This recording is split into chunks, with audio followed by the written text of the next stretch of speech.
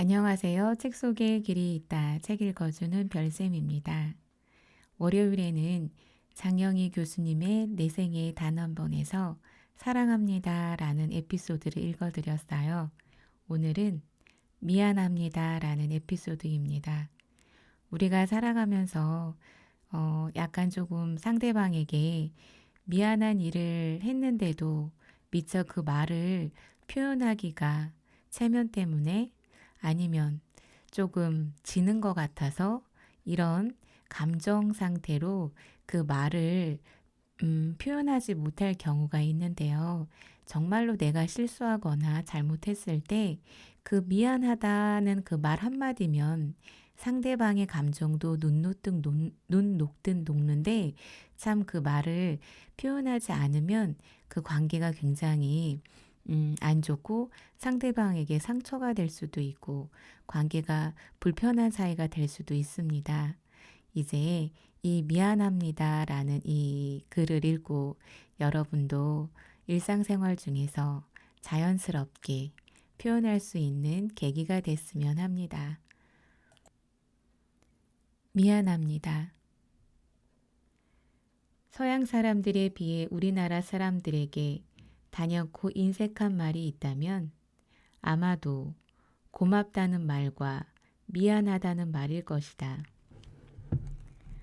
아주 작고 사소한 일인데도 걸핏하면 땡큐 소리를 되뇌이는 외국인들에 비해 우리는 여간에서는 이런 말을 잘하지 않는 듯하다. 오랜 유학 생활 덕분에 나는 그나마 고맙다는 말을 꽤 자주 하는 편이다.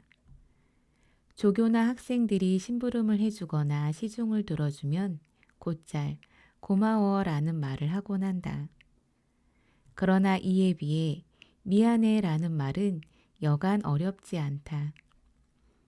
분명히 내게 잘못이 있다는 사실을 알고 있으면서도 미안해라는 말을 하려면 목소리가 기어 들어가거나 가능하면 슬쩍 얼버무려 버린다. 마음속으로 미안한 감정을 느끼지 않아서가 결코 아니다. 너무나 미안하다고 생각할 때도 그렇다. 게다가 가끔씩은 그런 말을 할 기회를 놓치고 후회하는 적도 있다. 때문에 오해를 불러일으키기도 하고 오해는 아니더라도 다른 이들에게 거만하게 보이거나 못된 사람으로 비치기도 한다. 그러나 문제는 이런 나의 성격적 결함을 머릿속으로는 다 알고 있으면서도 막상 미안해라는 말을 해야 하는 상황이 생기면 어쨌거나 그 말이 목에 딱 걸려 안 나온다는 것이다. 그래서 나름대로 이 심각한 문제에 대해 심사숙고해 보기까지 한다. 왜 미안해요 라는 짧은 말 한마디가 그토록 어려운 것인가? 그것은 나의 삶의 방식과 연결된 것인지도 모른다. 아무도 내게 가르쳐 주지 않았지만 어렸을 때부터 본능적으로 체득한 내 삶의 법칙은 슬프게도 삶은 투쟁이고 투쟁은 이겨야 한다는 것이다. 그래서 승부근성이 투철한 내게 미안해 라는 말은 결국 내가 졌다는 뜻이고 패배를 인정하고 싶지 않은 나의 경쟁 심리가 그 말을 거부하는 것인지도 모른다. 혹은 자존심 탓일 수도 있다. 미안하다고 말한다는 것은 나의 결함과 실수를 인정한다는 것인데 그것이 나의 자존심을 건드린 거다. 아니, 좀 더 마음속 깊이 파고 들어가 보면 그것은 아마도 내가 어쩌면 잘못 살고 있는지도 모른다는 두려움 때문인지도 모른다.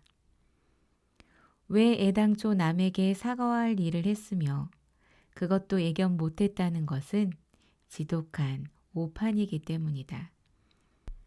그것도 아니면 내가 남보다 못났다는 데 대한 열등의식이거나 자격지심일 수도 있다. 만일 내가 스스로에 대해 자신감이 있다면 내가 잘못했고 그 사실에 대해 미안하게 생각한다는 것을 인정하는 것이 무엇 그리 어렵겠는가. 지난주 19세기 미국 소설 강의 시간에 나는 학생에게 좋은 글씨의 첫 장면을 읽도록 시켰다. 김영수 23페이지 첫째 단락을 읽어보세요. 그러나 아무 반응이 없었다. 그래서 다시 되풀이했다. 23페이지 첫째 문단 말이야. 또다시 한동안 침묵이 흘렀다. 그러더니 갑자기 영수가 아닌 서운이가 책을 읽기 시작하는 것이었다. 처음에는 단지 의아해했지만 가만히 생각하니 은근히 부하가 치밀었다. 학기 시작하고 두어 달이 지났으니 모든 학생들의 이름을 기억하고 있고 학생들 또한 내가 자기들의 이름을 기억한다는 사실을 알고 있었다. 그런데 어떻게 내가 호명한 영수가 아닌 서운이가 책을 읽을 수 있단 말인가? 그것은 나에 대한 반항이거나 한 걸음 더 나아가 모욕이라는 생각까지 들었다. 나는 화를 눌러 참고 책을 다 읽을 때까지 기다렸다. 그리고 냉담하게 말했다. 지금 책 읽는 학생이 김영수예요? 나는 정색을 하고 선생으로서의 위엄과 자존심을 건드린 두 사람을 노려보았다. 자기 이름들도 몰라요? 결석한 친구 대신 대리 대답하는 학생들이 있다더니 그렇게 하는 것이 아예 버릇이 돼서 이젠 친구 이름을 자기 이름인 줄로 착각할 정도인가? 나는 야유까지 했다. 반 전체가 쥐죽은 듯 고요했다. 영수와 서우는 고개를 떨구고 있었다. 시간을 더 이상 허비할 수 없어서 강의를 계속했지만 수업이 끝나고도 기분이 썩 좋지 않았다. 그리고 오후에 퇴근 준비를 하고 있는데 학생 하나가 찾아와 진상을 알려주었다. 김영수는 아주 심각한 말더듬이 증세를 갖고 있고 그 증세는 사람들 앞에서 말하거나 읽거나 하는 스트레스 상황에서는 더욱 악화된다는 것이었다. 그러니 아까 갑자기 말문이 막혀 책을 읽을 수도 그렇다고 말을 더듬어서 못 읽겠다고 설명할 수도 없는 처지였을 것이고 그 사정을 잘 아는 서운이가 당황하는 친구를 도와주려고 대신 읽었다는 것이다. 이야기를 듣고 나서 나는 정말이지 쥐구멍에라도 숨고 싶은 심정이었다. 어렸을 때 나도 한때 말더듬이 비슷한 증세가 있었기 때문에 영수가 느꼈을 충격과 고뇌 그리고 수업 시간 이후의 기분을 잘 알 수 있었다. 미안하다고 해야 했다. 나는 속으로 생각했다. 하지만 어떻게? 영수에게 수업 후에 오라고 할까? 그러면 영수가 더 부끄러워하지 않을까? 아니면 삐삐 번호를 알아내어 내게 전화하라고 할까? 하지만 말더듬이 증상은 전화로 말할 때 더 심각해지니까 그것도 별로 좋은 생각이 아닌 듯하다. 그렇다면 어떻게 사과를 할까?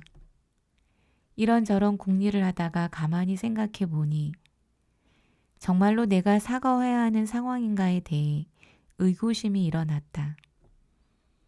요컨대 그게 정말 내 잘못이었는가 말이다.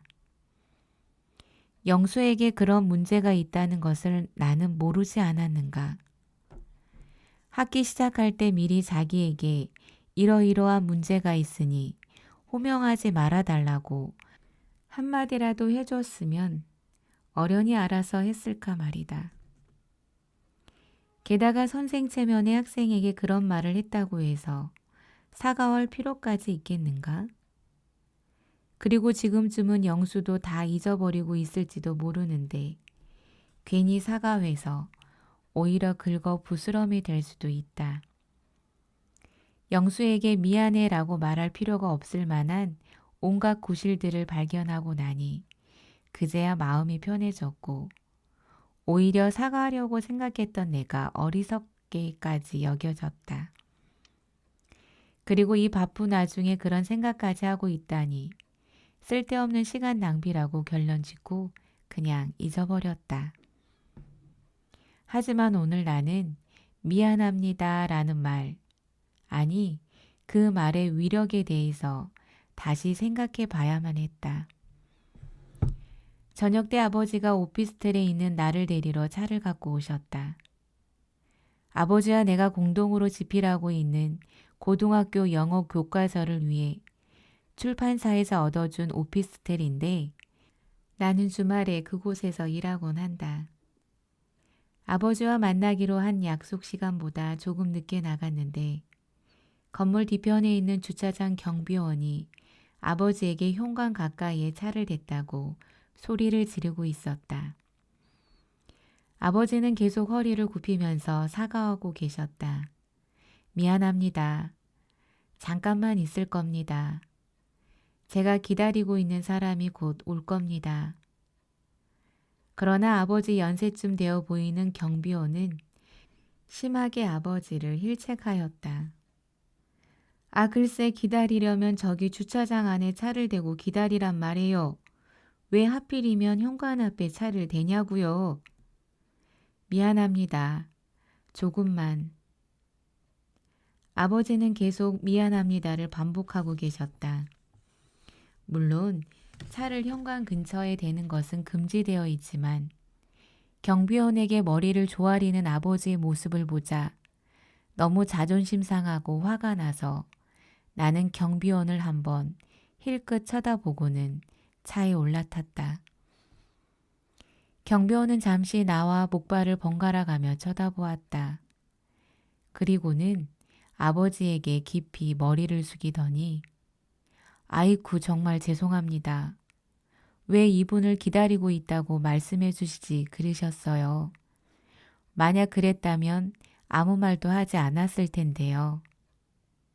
이분이라면 몸이 불편하시니까 여기 되셔야지요. 이분을 자주 봬요.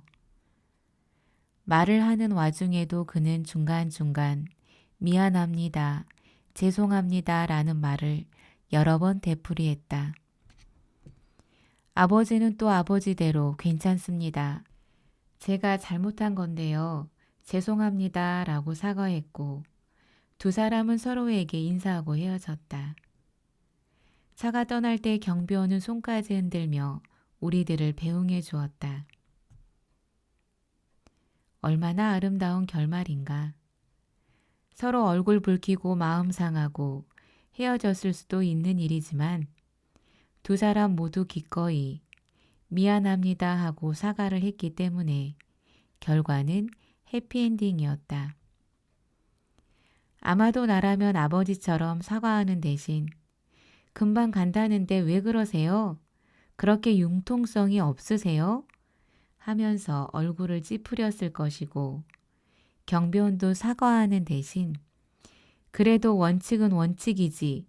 아무리 몸이 불편한 사람이 기다린다고 차를 현관 앞에 세우다니 생각하면서 뽀로통한 얼굴로 돌아섰을 것이다. 그러고 보니 나보다 나이도 많고 인생 경험도 풍부한 두 사람은 해피엔딩을 만드는 법을 잘 알고 있었다. 자신의 잘못을 기꺼이 인정하는 태도와 상대방의 처지를 이해하려는 마음, 그리고 미안합니다 라는 말의 효력을 알고 있었던 것이다. 그래도 나는 차를 타고 나서 아버지에게 투덜댔다.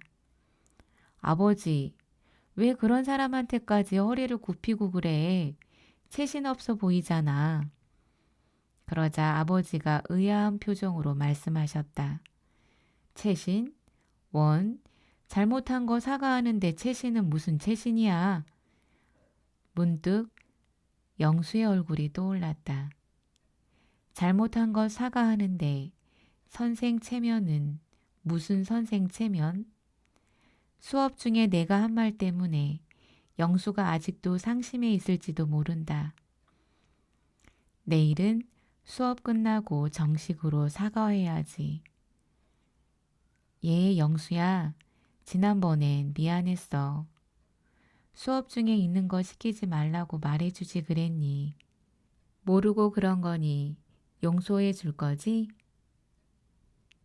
이번 일을 계기로 나도 미안합니다를 좀 더 자주 말할 수 있을 것 같다. 당신 안에 있는 빛나는 별을 봅니다. 당신은 이미 빛나는 별입니다. 감사합니다. 사랑합니다. 오늘도 축복합니다.